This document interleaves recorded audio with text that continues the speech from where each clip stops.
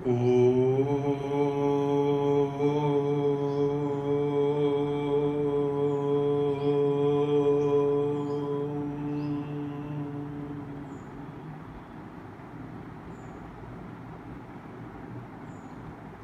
બાળકો, માં શારદાને પ્રણામ. ચલો આપણી અભ્યાસની યાત્રા આગળ વધારીએ. આપણે શીખી રહ્યા છીએ વિદ્યુતભારો અને ક્ષેત્રો. અત્યારે આપણે શીખી રહ્યા છીએ એનસીઈઆરટીની ટેક્સ્ટ બુક. ઓકે, તો એનું ઉદાહરણ 1.8 શીખવું છે, જેનો ડેટા છે એક ઇલેક્ટ્રોન 2.0 × 10⁴ ન્યૂટન પર કુલમના નિયમિત વિદ્યુત ક્ષેત્રમાં. તમને એમ થાય કે સર અહીંયા 2.0 × 10⁴ લખ્યું, એને બદલે 2 × 10⁴ લખ્યું હોત તો શું વાંધો હતો? તો કે આ ચોકસાઈ બતાવે છે. શું બતાવે છે? આ એવું બતાવે છે કે 2.0 નો મીનિંગ એવો થાય કે તમે 2 પોઈન્ટ પછી પણ એક અંકનું માપન કર્યું કે જેની કિંમત 0 હતી. ઓકે, એટલે ચોકસાઈ બતાવે છે. તો નિયમિત વિદ્યુત ક્ષેત્રમાં 1.5 સેમી જેટલા અંતરનું પતન પામે છે. પછી વિદ્યુત ક્ષેત્ર ઉલટાવવામાં આવે છે, એ પછી બીજી રકમ થઈ ગઈ. ઓકે, અને પ્રોટોન કેટલા જ અંતરનું પતન પામે એ પછી વાત કરશું. ઓકે, એક ઇલેક્ટ્રોનની વાત છે, એક પ્રોટોનની વાત છે. પહેલા ઇલેક્ટ્રોનની વાત કરશું.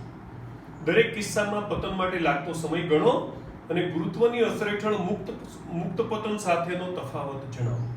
આવો આખો ડેટા છે.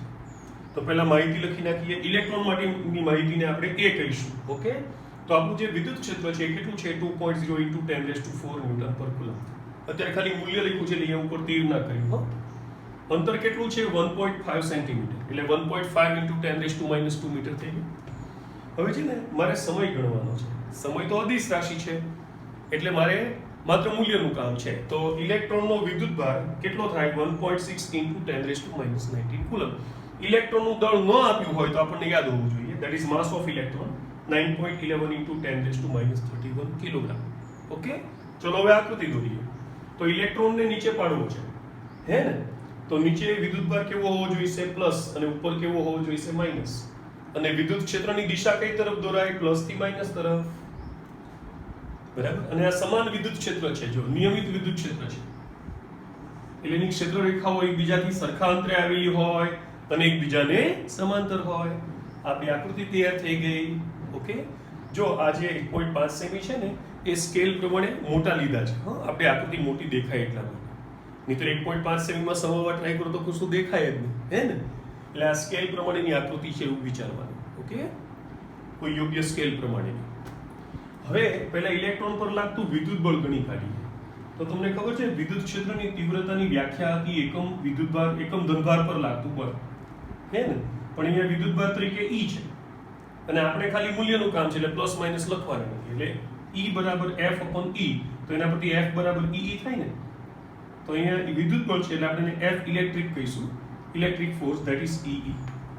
ન્યૂટનના નિયમ પ્રમાણે F ને ma કહેવાય. ક્યારે? જ્યારે દળ અચળ હોય ત્યારે. તો અત્યારે આપણે દળ અચળ ધારશું.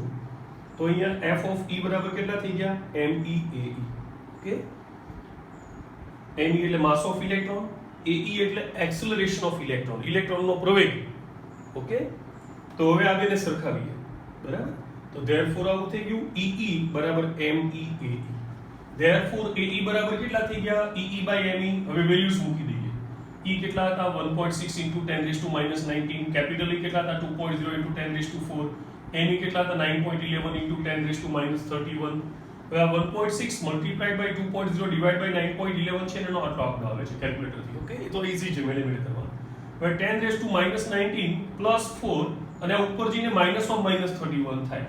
એટલે આ જો 31 પ્લસ થઈ ગયા એટલે 31 પ્લસ 4 એટલે 35 -19 એટલે 60. બરાબર. આ બધું 16. ઓકે, મીટર પર સેકન્ડ સ્ક્વેર. પ્રવેગનો એકમ શું છે? મીટર પર સેકન્ડ સ્ક્વેર. હવે આને આપણે એક દશાંશ ચિહ્ન અહીંયા ખસેડીએ એટલે કેટલા થઈ ગયા? 3.5126 × 10⁻15 મીટર પર સેકન્ડ સ્ક્વેર. આ ઇલેક્ટ્રોનનો પ્રવેગ આવ્યો.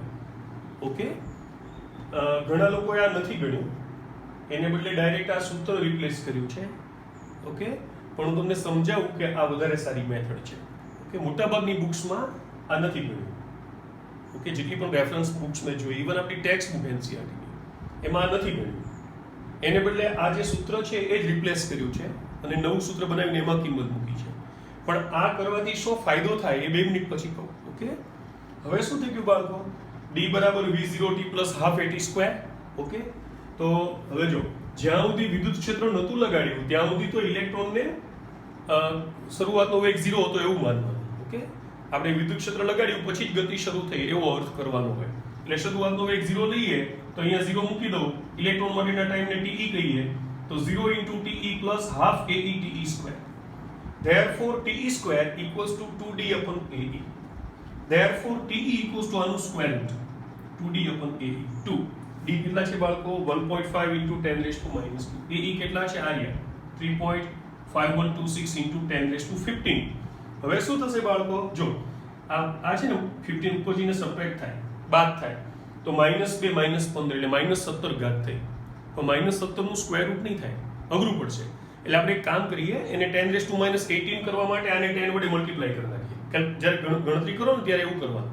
આને 10 વડે ગુણી કાઢો, હે, એટલે 15 ગુણ્યા 2 30, 30 ભાગ્યા 3.5126 કરવાનું અને એનું સ્ક્વેર રૂટ કરવાનું. બરાબર? અને પેલું જે 10 ની -18 ઘાત હતી એનું સ્ક્વેર રૂટ શું થશે? 10 ની -9 ઘાત. બરાબર? એટલે તમારો આટલો આન્સર આવશે. એને કહેવાય 2.922 નેનોસેકન્ડ. ઓકે, હવે શું છે બાળકો કે આ શું કામ ગણ્યું એવું તમને કહું. બરાબર? કારણ કે આ જે ઇલેક્ટ્રોનને જે પ્રવેગ મળ્યો આ વિદ્યુત ક્ષેત્રને કારણે. હવે તમને ખ્યાલ હોય તો આપણે ગુરુત્વની અસર હેઠળ વિચારીએ તો સ્મોલ g નું મૂલ્ય કેટલું હોય? કોને ખબર છે? 9.8 મીટર પર સેકન્ડ સ્ક્વેર. એની સાપેક્ષે તો આ કેટલો બધો પ્રવેગ છે. એટલે પ્રવેગ ખૂબ મોટો છે. ઓકે, ખ્યાલ આવ્યો કે નહીં? અને એટલે સમય ખૂબ નાનો છે. કારણ કે હવે જો મેં તમને કહ્યું ને કે ઘણા લોકો આ નથી ગણતા.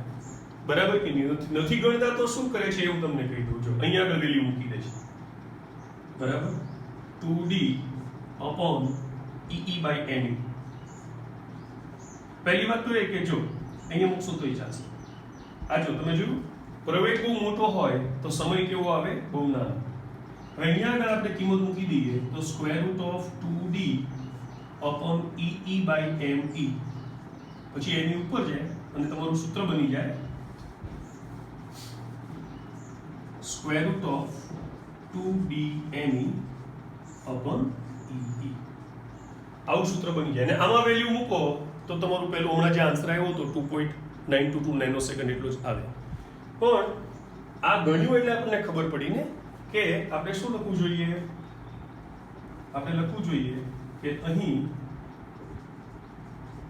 ae ની કિંમત સ્મોલ g કરતા ખૂબ મોટી છે, માટે te નું મૂલ્ય ખૂબ નાનું છે. ફટાફટ ઇલેક્ટ્રોન છે તે આટલું અંતર કાપી નાખે છે કારણ કે વિદ્યુત ક્ષેત્ર બહુ સ્પીડમાં ભગાવે છે. ઓકે.